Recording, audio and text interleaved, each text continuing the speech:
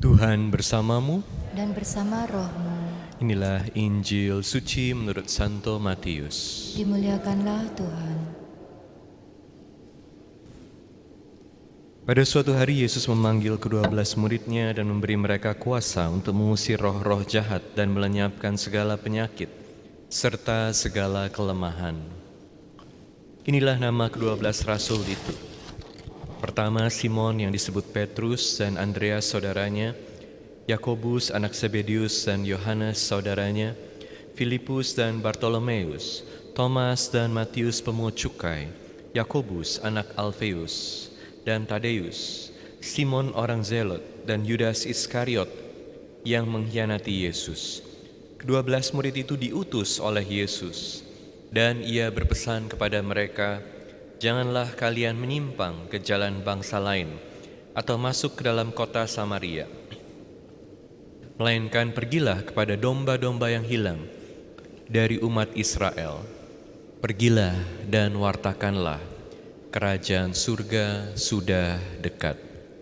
Demikianlah Injil Tuhan. Terpujilah Kristus. Kerajaan surga sudah dekat.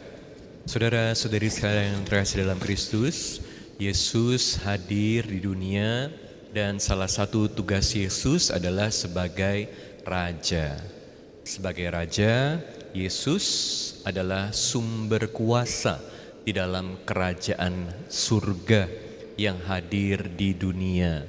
Sebagai Raja, Yesus mengatur kerajaan ini. Yesus memberikan kebebasan dan Yesus memberikan kemampuan buat kita semua supaya bisa menjalani hidup yang baik.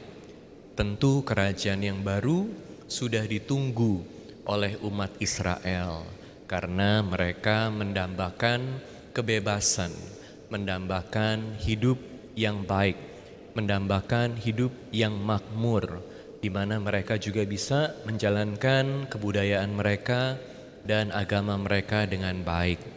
Dan Yesus menyampaikan kepada para murid supaya mereka mewartakan akan kehadiran kerajaan yang baru ini. Kita juga selalu ingat bagaimana dalam kerajaan yang baru ini Yesus memberikan perintah yang baru. Seperti semua kerajaan ada perintahnya, kerajaan Yesus juga ada perintahnya. Apa perintah yang baru yang Yesus berikan? Supaya kita saling mengasihi satu sama lain seperti Dia mengasihi kita. Jadi kerajaan ini adalah kerajaan surga yang adalah kerajaan kasih, di mana semua anggotanya menerima kasih dari sang pemimpin yang bukan hanya berkuasa untuk mengatur, mendominasi, menyuruh-nyuruh, tapi berkuasa dengan kasih. Dan segenap anggotanya juga perlu menjalankan hidup tersebut. Pertanyaannya, apakah kita sudah hidup dengan penuh iman sebagai bagian dari kerajaan Allah, kerajaan surga, Allah yang mengatur hidup kita? Atau kita terus-menerus hidup dalam ketakutan, hidup dalam perang, hidup dalam kemarahan? Kita diingatkan bahwa kita semua adalah bagian dari kerajaan surga yang sudah hadir di dunia dan perlu menjalani hidup kita sesuai dengan aturan kerajaan tersebut.